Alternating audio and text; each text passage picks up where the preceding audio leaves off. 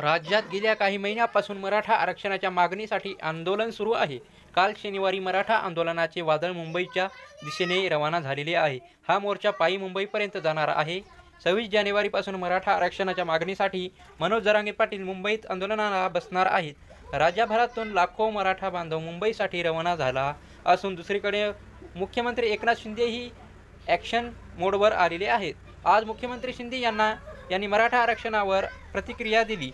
जरांगे पाटील यांच्या म्हणण्याप्रमाणे काम सुरू असून त्यांनी आंदोलन थांबवले असं आवाहन सीएम शिंदे यांनी केलेले आहे. तर मराठा समाजाच्या आरक्षणासाठी सरकार सकारात्मक आहे. मनोज जरांगे पाटील यांच्या म्हणण्याप्रमाणे काम सुरू आहे, त्यांनी आंदोलन थांबविले पाहिजे असं आवाहन मुख्यमंत्री एकनाथ शिंदे यांनी केले. सरकार राज्यभरातून कुणबी नोंदी शोधत आहेत, मोठ्या प्रमाणात सापडत आहेत. मागासवर्ग आयोग काम करत आहे. समाजाला याचा फायदा होत आहे. जस्टिस शिंदे समितीचे लोक राज्यात काम करत आहेत. 1.5 लाख लोक 3 शिफ्टमध्ये काम करत आहेत. राज्य सरकार फेब्रुवारी महिन्यात विशेष अधिवेशन घेऊन मराठा समाजाला आरक्षण देईल. इतर कोणत्याही समाजाच्या आरक्षणाला धक्का न लावता हे आरक्षण दिले जाईल असंही मुख्यमंत्री एकनाथ शिंदे म्हणाले.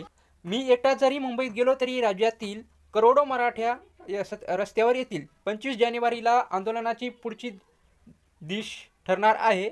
या आंदोलनाकडे सरकारने गांभीर्याने लक्ष दिले पाहिजे. मला मुंबईत काही झाले तर वर्षानुवर्ष हे आंदोलन सुरू होईल.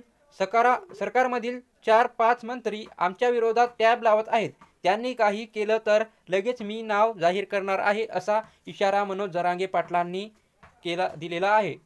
अंतरवली सराटी सारखी चूक त्यांनी करू नये. ही त्यांच्या आयुष्यातील सर्वात मोठी चूक आहे. त्यांना पश्चाताप करायला वेळ मिळणार नाही. त्यांनी आरक्षणात तोडगा काढण्यातच काम करायला पाहिजे. आता पूर्वीचा मराठा राहिलेला नाही. मुख्यमंत्री एकनाथ शिंदे यांच्याकडून अपेक्षा आहे. आम्ही त्यांना वेळ दिले आहेत. मुख्यमंत्री शिंदे, अजितदादा, देवेंद्र फडणवीस यांना माझी विनंती आहे. त्यांनी लक्ष घालून आरक्षण द्या. आमच्या नोंदणी सापडल्या आहेत. बाकीचे प्रयत्न करायला गेलात तर त्याचे परिणाम वाईट होतील असा इशारा मनोज जरांगे पाटील यांनी सरकारला दिलेला आहे. ही माहिती चांगली वाटली असेल तर आमच्या चॅनलला सबस्क्राईब करा. धन्यवाद.